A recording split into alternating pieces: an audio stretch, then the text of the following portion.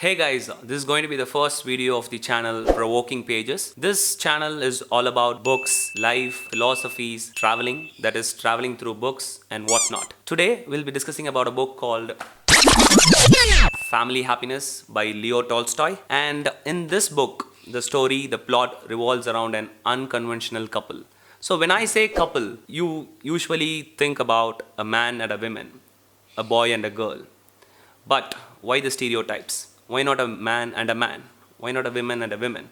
So in this case, in this story, it is all about an older man and a younger girl. How they got attracted towards each other, how they get into a life, and how they try to keep their marriage and family happening despite of all the problems and all the chaos happening in their family. So conflicts are inevitable in a family, and when it comes to family, we cannot avoid certain problems because of differences, because of difference of opinions, and also our individual interest. But have you ever wondered, when it comes to your friend's problem, or when it comes to your colleague's problem, or when it comes to your relatives, if there are certain problems in their life, you would have a straightforward solution to it. You would know what has to be done in that case. But when the same problem hits you hard, have you ever dealt it in the same way? I don't think so. Because emotions overtakes us. Emotion overtakes the cognitive mind. It wouldn't let us think in a rational way. It wouldn't let us think in a logical way that we would do if it is for someone else. So instead of letting emotions make the decision, I would say let us take one step back. Look at us from a broader perspective. Think of us as a stranger and decide what has to be done on that particular problem. In that way, we can actually solve the problem and keep the emotions at bay. Speaking of problems, what do you think is the root cause of all these problems and conflicts we were talking about? So, isn't it obvious when you make permanent decisions based on temporary feelings and rush, things would fade away and we would end up in a conflict or a problem someday? Because when we meet someone from the opposite gender, we get attracted to them, and when time goes by, we get more close to them and we want to spend our entire life with them. But it wouldn't be the same when we start living under the same roof in the same bed. At that time, do you think you would still have the same feeling and rush for the person of the opposite gender? And what if it's not? At that time, the only thing that helps for a family to stick together is your intentions and motives.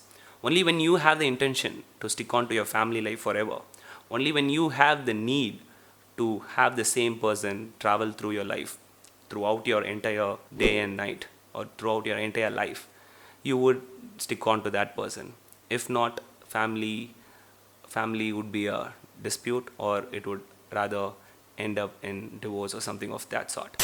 So when you get into a family, when you get into a commitment, make sure you stick to your decision. Make sure your motives and intentions are true to your brain and to your knowledge. I say this because family is the only space where life exists even after the love ceases. Love might fade away, feelings might fade away, the rushes might just go, but your life has to go on with the person you are committed to. There is a line in this book which is beautifully put.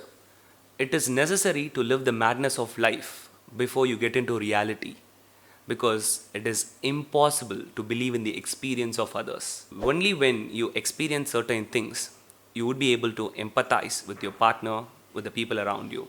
For example, when your partner is explaining things about how he or she enjoys his trekking, or how he or she enjoys the music, a symphony, or about their psychedelic trips, you wouldn't be able to relate to them unless you have tried it or you have experienced it before. So when you have time, before you get into a commitment or before you get into a family, when you have the time, just expand your horizons. Try as much things as possible, because life is too short to not try things. Life was much easier when it was just black and white. The filmmakers didn't have to worry about color grading, the costumes, the location, and so on. But do you think you would have enjoyed movies like Avatar, Interstellar, Ready Player One in black and white? No. So even though life is easier with just black and white, ones and zeros, when two people have similar interest, only when you have differences, only when you experience different things, life would become much more interesting. So these differences add flavors to your life, and these flavors add more and more emotions and values to your relationship.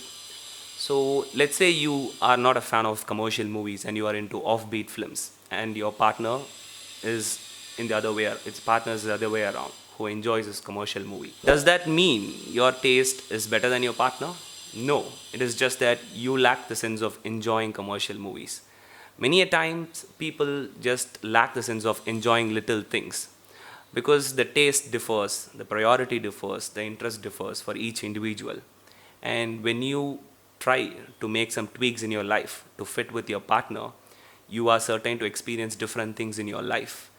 And there is nothing to lose actually.